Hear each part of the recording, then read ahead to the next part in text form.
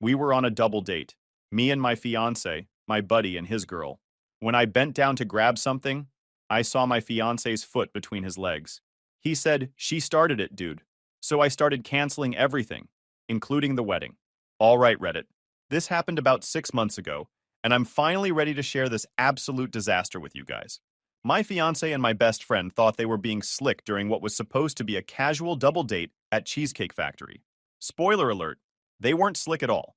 Here's how one dropped napkin, pure physics, and my unfortunate timing exposed everything and torched my entire future in under 2 minutes. Some context before I get into the night that destroyed my life. I, 28 male, work as a logistics coordinator for a mid-sized shipping company here in Phoenix. Decent job, decent pay, nothing glamorous but stable enough that I'd managed to save for a wedding and put a down payment on a condo.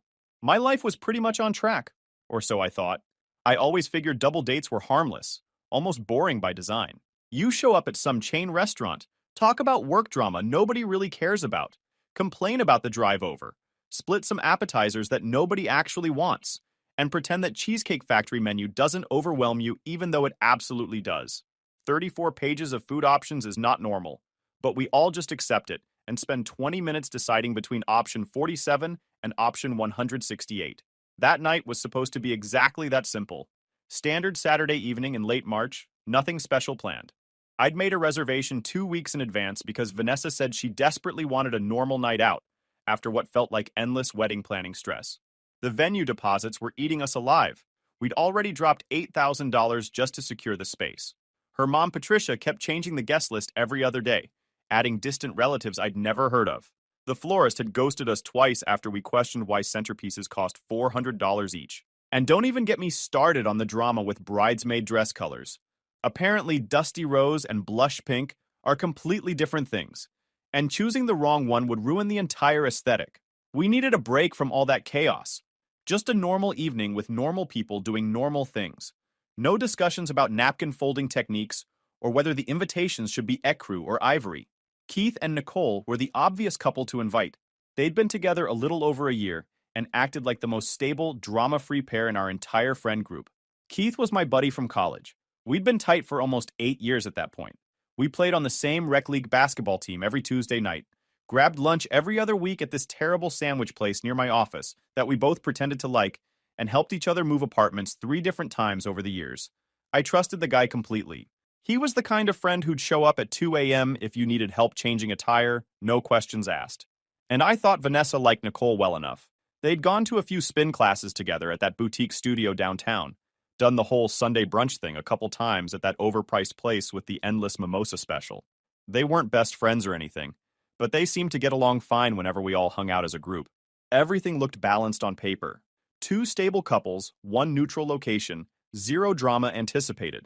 That illusion of normalcy lasted less than 20 minutes before it shattered into about 1,000 pieces. Let me paint you a picture of Vanessa, because context matters here. We'd been together for 3 years, engaged for the last 7 months. Met through mutual friends at someone's housewarming party. She was the type who commanded attention just by walking into a room. Confident, well-dressed, always knew exactly what to say in social situations. I was drawn to that energy at first. She seemed so sure of herself, so comfortable in any setting. The early months were great. Standard new relationship excitement where everything feels effortless and you're both on your best behavior. She'd surprise me with tickets to concerts I'd mentioned wanting to see. I'd cook her favorite meals, and we'd spend entire weekends just hanging out at my place watching movies. It felt easy, natural, like we were building towards something real. The first tiny crack appeared about 8 months in. We were at a birthday party for one of her coworkers, and I caught her being a little too touchy with some guy from her office. Nothing explicit, just standing closer than necessary, laughing too hard at jokes that weren't that funny, touching his arm when she talked. When I brought it up later, she acted like I was being paranoid and controlling. "That's just how I am with people," she said. "I'm a friendly person. Don't make it weird." I dropped it because I didn't want to be that insecure boyfriend who micromanages his girlfriend's interactions. But looking back now, that should have been my first real warning sign. That pattern of dismissing my concerns and making me feel crazy for noticing obvious things would become her signature move. Other small incidents popped up over the next year or so. A male friend texting her late at night about work stuff that couldn't wait until morning. Her getting defensive when I glanced at her phone screen while she was showing me a photo. That time, she went to a work happy hour and came home 3 hours later than she said she'd be, with no real explanation beyond, we lost track of time. Each time, she'd flip the script and make me the problem. I was too suspicious, too controlling, too insecure. Why couldn't I just trust her? Why did I always assume the worst? She'd cry about how she felt suffocated, how she needed me to believe in her, how hurtful it was that I questioned her loyalty. And like an absolute moron, I'd apologize and try harder to be the trusting boyfriend she claimed to need. When I proposed 7 months ago, romantic dinner at this nice steakhouse, the whole 9 yards, she said yes without hesitation, posted about it immediately on every social media platform, showing off the ring from 12 different angles. Her family seemed thrilled. My family was happy for us. All our friends congratulated us and said we were perfect together. The wedding planning started immediately, and that's when Vanessa's stress levels went into overdrive. Or at least, that's what I thought was happening. She became more distracted, more irritable, more likely to snap at me over small things. I attributed it to normal wedding planning pressure. Turns out I was giving her way too much credit. We got seated in one of those wide, semicircular booths where everyone's slightly too close, but it still feels social and intimate in a good way. At least that's how it's supposed to feel. Vanessa slid in first, and I followed, assuming she'd want to sit next to me like always. She leaned into my shoulder initially, playful and light the way she used to be when we first started dating 3 years ago. That brief moment of normalcy felt good, like maybe this dinner would actually be the stress-free evening we both needed. Keith took the seat directly across from me, and Nicole sat beside him with her purse tucked under her arm, like she always did when she was stressed, but trying to look social and put together. I'd noticed that particular habit at other events. She'd clutch that purse like a security blanket whenever she felt uncomfortable or out of place. I remember looking at Keith and Nicole across the table and thinking they looked a little stiff. Not fighting level tense, just slightly off. But I brushed it aside because everyone had been overloaded lately. Keith was dealing with some massive project at his accounting firm that had him working 60-hour weeks for the past month straight. Nicole managed a boutique fitness studio across town and was constantly putting out fires related to scheduling conflicts, equipment breaking down, and instructors calling out at the last minute. Normal, stressed adult stuff that everyone goes through. The first sign that something was genuinely wrong came when Vanessa ignored 2 direct questions in a row. Keith asked her what she was thinking of ordering, making casual conversation the way you do when you're all staring at an overwhelmingly large menu. She didn't answer, just kept her eyes fixed on the drink section, like it contained the meaning of life itself. Nicole tried next, attempting to include Vanessa in some story about a difficult client at the studio who demanded a refund after taking one class. It was actually a funny story. The woman had claimed the workout was false advertising because she didn't immediately look like the instructor after 45 minutes of exercise. Nicole told it well, even did this exaggerated impression of the woman's entitled tone. Keith and I both laughed. Vanessa just nodded vaguely without actually listening, her eyes still locked on that drink menu like she was studying for a test. She claimed she was tired when Nicole asked if she was okay, but her body language told a completely different story. Her foot kept bouncing under the table like she had more caffeine in her system than all 3 of us combined. Her fingers drummed against the table in this anxious rhythm. Her eyes darted around the restaurant constantly, never quite settling on any one thing. I chalked it up to wedding stress. Figured she was mentally running through vendor contracts and seating charts and all the other minutiae that had been consuming our lives lately. She'd been obsessing over details for weeks, losing sleep over whether we needed assigned seating or if people could just find their own spots. If only the reality had been that simple and that innocent. About 20 minutes into us being seated, our server came by with a fresh stack of napkins after someone at the table next to us had knocked over a drink. Their server had been helping clean up the spill, and in the process of grabbing extra napkins from our table's little holder, one napkin slid off the edge and fluttered to the floor between where I was sitting and where Keith sat across from me. I bent down to grab it because I'm not the kind of person who leaves trash lying around. It was automatic. See something on the floor, pick it up. Simple reflex action that required no thought whatsoever. That simple, thoughtless movement changed the entire trajectory of my life. On the way back up, and this is the part that still plays in slow motion when I think about it, my eyes tracked upward, and I saw Vanessa's leg extended far under the table. Not just stretched out in front of her like someone getting comfortable. Her foot was positioned between Keith's legs, nestled right there in his crotch area like it belonged there. Like this was natural. Like they'd done this before and gotten comfortable with it. And here's the kicker. Keith wasn't pulling away or looking confused or trying to move. He was just sitting there, letting it happen.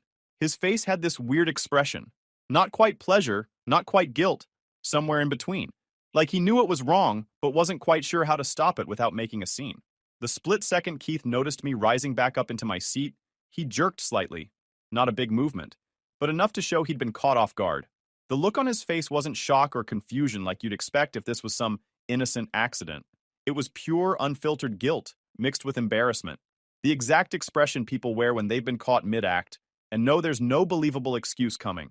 My brain took what felt like 5 full seconds to process what my eyes were showing me. It was like watching a video buffer. The image was there, clear as day, but my mind couldn't quite load the implications fast enough. This didn't match the reality I thought I'd been living in. My fiancée, my best friend, footsie under the table, while I'm sitting right next to her, while his girlfriend is sitting right next to him. When I finally looked directly at Keith's face, making full eye contact, he gave this weak, pathetic half-smile that wasn't even attempting to be apologetic. It was more like awkward embarrassment, like he'd been caught telling an off-color joke at a funeral, rather than actively participating in whatever betrayal this was. Then he said it, 4 words that will haunt me forever. Dude, she started it. Not, this isn't what it looks like. Not, I can explain. Not even, I'm sorry. It's just a casual admission that, yeah, this was happening, but he wanted to make sure I knew it wasn't his idea. Like that somehow made it better. Like assigning blame would somehow fix the fact that my fiancé's foot was literally in his crotch while we were all sitting at the same table pretending to be normal friends having normal dinner conversations. My ears started ringing. That high-pitched tone you get when something shocking happens and your brain momentarily checks out. I could see his mouth moving, probably saying more words, but I couldn't process any of them over the sound of my own internal alarm system screaming that everything I thought I knew was wrong. I didn't stand up right away. Some part of me needed to be absolutely certain I wasn't misinterpreting the situation or inventing drama out of paranoia. I took a breath, held it for a 3 count, then let it out slowly. Looked back under the table one more time to confirm what I'd seen. Yep, still there. Vanessa's foot still positioned exactly where it absolutely should not be. When I finally settled fully back into my seat, Vanessa yanked her foot away like the table surface had suddenly turned into hot lava. The speed of that movement told me everything I needed to know. She'd been aware the whole time that what she was doing was wrong. This wasn't some innocent leg stretch or accidental contact. This was deliberate, and she knew exactly how bad it looked. She acted like nothing had happened, keeping her face calm and almost bored, like we were still just sitting here having a normal dinner discussion about normal things. But her hands were trembling as she reached for her water glass. She took a sip, eyes darting everywhere except in my direction. The guilt was written all over her face for anyone who cared to look. Nicole was staring back and forth between the 3 of us, like she'd walked into a foreign film without subtitles and desperately needed context. I didn't give anyone time to manufacture a cover story. I looked directly at Vanessa and asked what she thought she was doing. No raised voice, no threats, just the question, clear and direct. She blinked rapidly, clearly trying to figure out exactly what I'd seen and how much she could plausibly deny. Her mouth opened and closed twice before she managed to form words. I stretched my leg and accidentally made contact, she said, voice steady but too practiced. It wasn't intentional. The booth is cramped. It was an excuse that might have made sense if I hadn't literally watched her foot still resting exactly where it shouldn't have been mere seconds earlier. The table wasn't that cramped. We all had plenty of room. This wasn't an accident. It was deliberate. Nicole didn't buy it either. She turned to Keith with this look of dawning horror. Is this some kind of joke? Keith, what's going on? Keith stammered, trying to produce a version of events that sounded innocent, but everything coming out of his mouth contradicted what was happening on his face. His eyes kept darting to Vanessa, like he was waiting for her to provide the script he should follow. The tension at our table escalated fast. The people in the booth next to us kept glancing over, probably picking up on the drama unfolding. Our server approached twice and quickly backed away both times, clearly sensing this wasn't the moment to take our order. I felt like I was standing at the center of a small earthquake, studying myself while the people who were supposed to be closest to me actively shook the ground beneath my feet. Vanessa tried to grab my hand across the table, insisting I'd misunderstood. I was annoyed that Keith was crowding my space under the table, she said, switching tactics. I nudged him with my foot to get him to move over. That explanation made even less sense than the first one. Nudging someone's shin to signal, give me space, is one thing. Having your foot planted between someone's legs is something else entirely. Nicole pushed her chair back and stood, shaking with a mixture of confusion and anger building into something sharper. Keith, you've been acting strange for weeks. I tried talking to you about boundaries with other women, and you dismissed me every time. You said I was being paranoid. Then Nicole did something none of us expected. She pulled up her phone, opened a message thread, and handed it directly to me without saying a word. The texts weren't explicit, no smoking gun declarations of love or plans to run away together. But they showed Vanessa and Keith had been texting privately for weeks. Messages about meeting up to discuss something important that they needed to handle without the others knowing. When Nicole had first discovered the thread 2 weeks earlier, Keith claimed it was about planning a surprise for me. Some kind of birthday thing, even though my birthday wasn't for 4 months. Nothing in the texts matched that explanation. The messages talked about complicated situations and figuring things out and keeping this between us for now. Not incriminating enough to call definitive proof of an affair, but clear enough to signal something had been happening behind the scenes. I handed the phone back to Nicole without saying anything. I didn't need more evidence. The image under the table had already said plenty. Vanessa's face went pale when she realized Nicole had just pulled her into the situation too. She immediately tried to redirect everything toward Nicole, claiming she was stirring up drama and trying to ruin a perfectly nice evening. That only made things worse because Nicole wasn't backing down. She fired back with details she'd apparently kept to herself, trying to give Keith the benefit of doubt. She said she'd overheard him on a phone call a couple nights earlier, whispering about how things were getting complicated with someone. When she'd confronted him about it, he said she'd misheard, and he was talking about work. The table devolved into a battlefield of half-truths and frantic contradictions. Everyone talking over each other, voices rising incrementally. I could see our server hovering near the kitchen, clearly debating whether to approach or just let this dumpster fire burn itself out. I didn't raise my voice. I just looked at Vanessa and told her I wanted the truth, not excuses, not alternative explanations, just the actual truth about what was happening. She didn't offer it. Instead, she gave more denial, more misdirection. She insisted we needed to talk later in private, that this wasn't the place for serious conversations, that I was embarrassing her in public. But I refused to let this rot in the dark where she could manipulate the narrative. I told her there wasn't going to be a private conversation unless she acknowledged what I saw with my own eyes 2 minutes ago. That's when she snapped. You're being dramatic. Nothing happened. You're ruining everything over nothing. The word dramatic cut the last thread holding me to that table. I stood without another word. The sound of my chair sliding back echoed across the restaurant section, and I swear half the room turned to look. A server stepped aside quickly when he saw my expression. I wasn't angry in the explosive sense. I was just done. Completely and utterly finished with this situation. Nicole followed me out first, clearly in shock and trying to process what had just unraveled. Keith remained glued to the booth like someone had nailed him there, frozen in place. Vanessa came after me into the parking lot, calling my name, demanding I let her explain. Her voice bounced off the parked cars, desperate and shaky. She said it was nothing, that I'd misunderstood, that Keith had misinterpreted her movement. She tried to grab my arm, but I stepped back, putting physical distance between us. I don't need rehearsed lines, Vanessa. I saw what I saw. She started crying then. Real tears or performance tears. I couldn't tell anymore. We're supposed to get married in 3 months. You're going to throw that away over this? You threw it away the second you decided to play footsie with my best friend while sitting next to me. That seemed to land differently than she expected. Her tears stopped abruptly, and her expression hardened into something colder. Fine. If you want to be that way, go ahead. But you're going to regret making decisions when you're emotional. I got in my car and drove home. Nicole texted me an hour later saying she'd gotten a ride from a coworker who happened to be at the same restaurant. Keith and Vanessa had apparently stayed at the table arguing after we left, and the manager had to ask them to leave when they got too loud.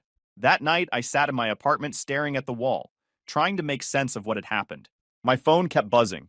Texts from Vanessa, missed calls from Keith, a long, rambling message from Vanessa's sister Autumn about how I needed to give Vanessa a chance to explain. I ignored all of it and went to bed. The next morning, I woke up with perfect clarity. No more confusion, no more doubt. I knew exactly what needed to happen. But before I could move forward, Vanessa's family got involved in ways I wasn't prepared for. Her mom, Patricia, called Sunday afternoon, voice dripping with fake concern. Honey, Vanessa told me what happened last night. She's devastated. Can you please just talk to her? I'm sure this is all a big misunderstanding. There's no misunderstanding, Patricia. I saw what I saw. Well, Vanessa says you're blowing things out of proportion. You know how she is. She's affectionate with everyone. That's just her personality. Keith probably misread her friendliness. The mental gymnastics required to arrive at that conclusion were Olympic level. Patricia, I appreciate you trying to help, but this is between me and Vanessa. She's my daughter. Of course I'm going to defend her. And honestly, weddings are stressful. Maybe you both just need some space to calm down. I ended the call politely and immediately got another one from Autumn, Vanessa's younger sister. Autumn had always been the reasonable one in that family, so I answered hoping for something different. Look, Autumn said without preamble, I need to tell you something Mom doesn't want you to know. Vanessa pulled this same thing with her last boyfriend, got too close to his roommate, denied everything when he called her out, and then blamed him for being controlling when he ended things. That stopped me cold. She did what? Mom swept it under the rug, convinced Vanessa it wasn't her fault, and we all just moved on. But I felt sick watching her do the same thing to you. You seem like a good guy, and you deserve to know this isn't the first time. Why didn't you tell me this before? Because I thought she'd changed. She seemed genuinely happy with you, and I didn't want to sabotage things if she was actually being faithful this time. But after last night, I couldn't stay quiet. We talked for another 20 minutes. Autumn laid out a pattern I'd been blind to. Vanessa had a history of crossing boundaries, then gaslighting people who called her out on it. She thrived on attention from multiple sources, and got defensive when confronted because she genuinely believed she wasn't doing anything wrong. The worst part is, Mom enables all of it, Autumn said quietly. She's convinced Vanessa is this innocent angel who keeps getting misunderstood by cruel men. Dad sees through it, but stays quiet to keep peace in the house. After hanging up with Autumn, I sat there processing everything. The picture was becoming horrifyingly clear. This wasn't a one-time mistake or a moment of poor judgment. This was who Vanessa was, and I'd been too invested in the relationship to see it. Monday morning, I started making calls. First, the wedding venue. I explained the situation professionally, said the engagement was over, and I needed to cancel. They were understanding but firm about the $8,000 deposit being non-refundable. I accepted the loss. Worth every penny to not marry someone like Vanessa. Second, the caterer. Another $3,500 down the drain, also non-refundable. The woman on the phone asked if I was sure, suggested maybe postponing instead of canceling outright. I told her I was absolutely certain this wedding wasn't happening. Third, photographer, florist, and DJ. Each one cost me deposits I'd never see again. By the time I finished the calls, I'd lost roughly $15,000 in sunk costs. It hurt, but the alternative, marrying Vanessa, would have cost me infinitely more in the long run. I called my jeweler next and asked about returning the engagement ring Vanessa had conveniently left on her nightstand before our double date. He said they had a 30-day return policy for store credit. The ring had cost me $12,000, and I could get about $9,000 back in credit toward future purchases. I'd take it. Then I did something I'd been putting off. I called Keith. He answered on the first ring. Dude, I'm so glad you called. We really need to talk about what happened. You're right. We do. Why'd you say she started it when I caught you? Long pause. Because she did. Look, man, I know how this sounds, but Vanessa's been flirting with me for weeks. At first, I thought I was imagining it. Like maybe she was just friendly. But then she started texting me privately, suggesting we grab coffee without telling you or Nicole. She'd touch my arm when we were all hanging out, stand too close, that kind of thing. And you just went along with it? No, I mean, I should have shut it down harder, I know that. But I kept thinking maybe I was reading too much into it. Then at dinner, her foot was suddenly between my legs and I panicked. I didn't know what to do. When you caught us, I just froze. You could have told me weeks ago when this started.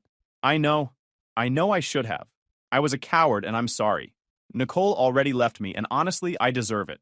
I screwed up every possible way I could have screwed up. Yeah, you did. Can we come back from this? No, Keith, we can't.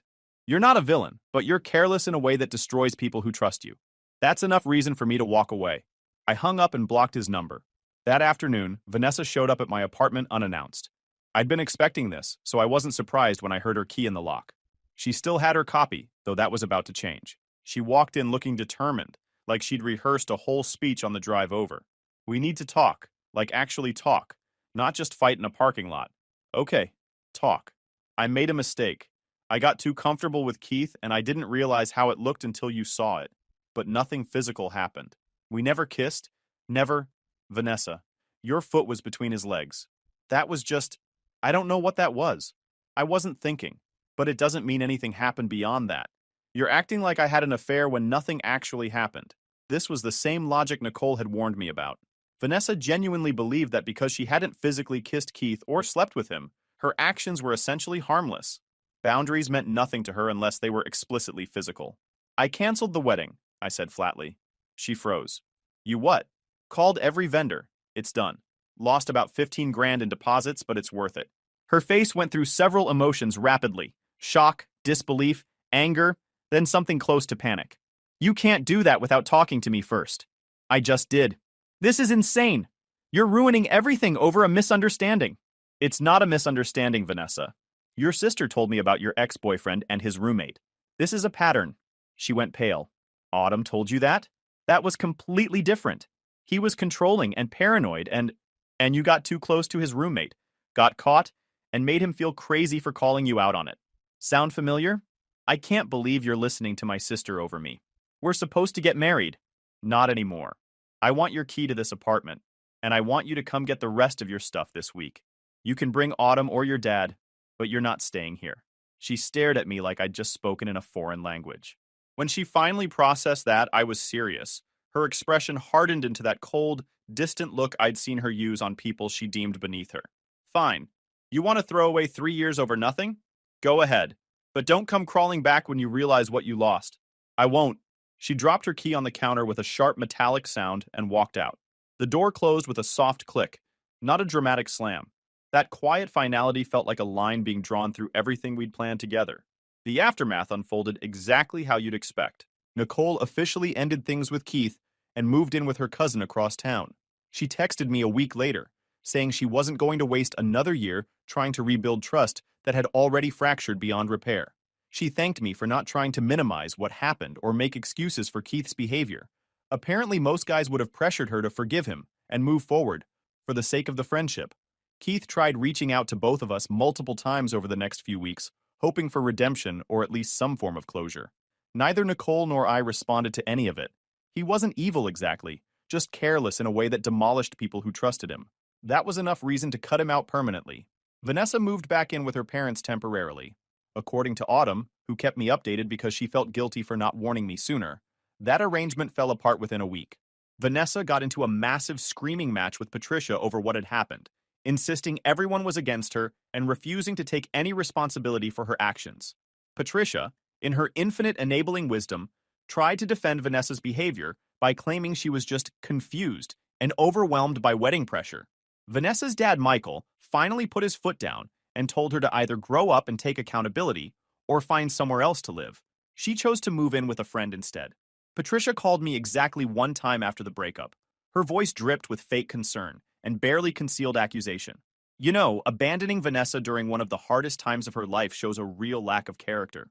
Patricia, she didn't make a mistake. She made a series of choices that showed me exactly who she is. I'm not destroying her. I'm protecting myself. I hung up and blocked her number. Haven't heard from her since. Autumn kept me in the loop on the fallout. About 3 weeks after the restaurant incident, Vanessa lost her job after getting into an argument with her supervisor during a team meeting. She'd been unstable at work for months, and the restaurant drama was just the final straw that made the decision easy. She's telling everyone it's your fault, Autumn said. Says the stress of you breaking off the engagement made her lose focus at work. Mom's backing her up on that version. Of course she is. Dad's not, though. He told her last week that she needed to stop playing victim and figure out why she keeps sabotaging good relationships. They're barely speaking now. Michael turned out to be the only reasonable person in that entire family. He actually called me about a month after everything went down, voice heavy with genuine remorse. I owe you an apology, he said without preamble. Patricia told me her version of what happened, and I believed it at first. Then, Autumn showed me those text messages between Vanessa and Keith, and I saw the whole picture. What my daughter did was wrong. You did the right thing walking away. That unexpected validation from Vanessa's dad meant more than I expected it to. We talked for a few more minutes, and he gave me some background on Vanessa's previous relationships that Patricia had conveniently omitted. Apparently, the ex-boyfriend or roommate situation was just one in a long series of similar incidents. I should have warned you, Michael admitted, but I hoped she'd grown out of it. Don't blame yourself for her choices. That's what got her into this mess. As for me, I took time to rebuild my life deliberately and carefully.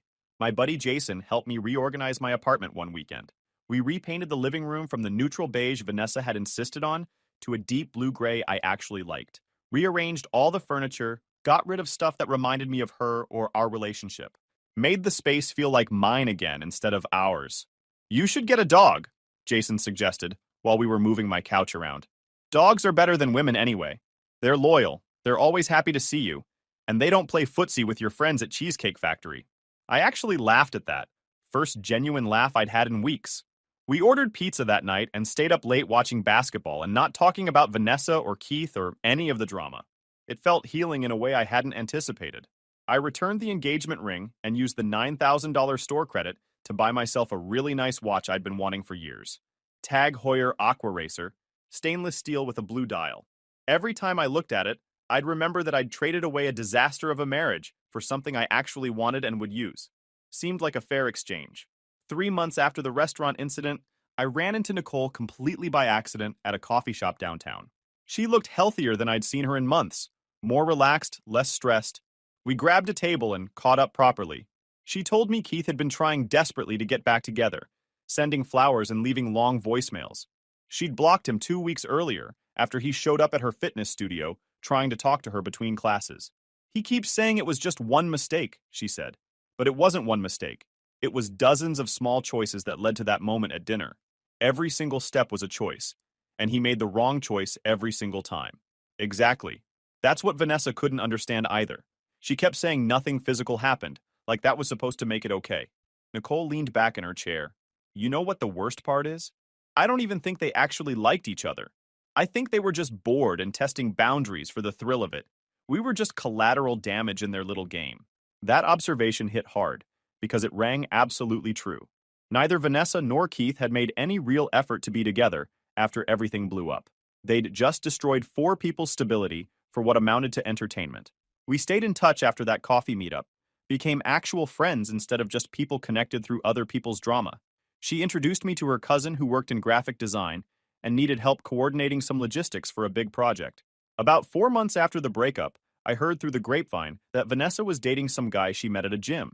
According to mutual acquaintances, she'd already introduced him to her family and was talking about moving in together after only knowing him for 6 weeks.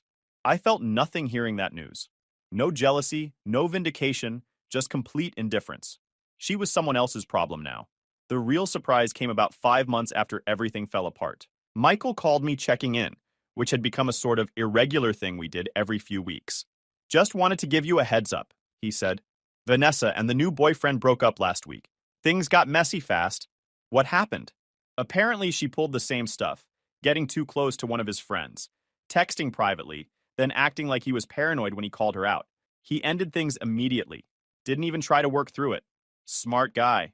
Smarter than I gave him credit for. Patricia's furious at him. Says he overreacted. Vanessa's back at our house again, and it's World War III over here. I'm staying at my brother's place until this calms down. Michael actually laughed. Tired and bitter, but still a laugh. You dodged a bullet, son. Multiple bullets. Hell, you dodged an entire firing squad. Starting to realize that more every day. After hanging up, I sat on my newly arranged couch in my newly painted living room and just breathed. The apartment was quiet, but not lonely. Calm, but not empty. I'd built something here that was genuinely mine. No compromises, no accommodating someone else's needs at the expense of my own. Guys, we are so close to hit 100,000 subscribers on this channel. If you are not subscribed to the channel, please consider subscribing. It really helps hit that 100,000 mark. Thanks for making this dream come true.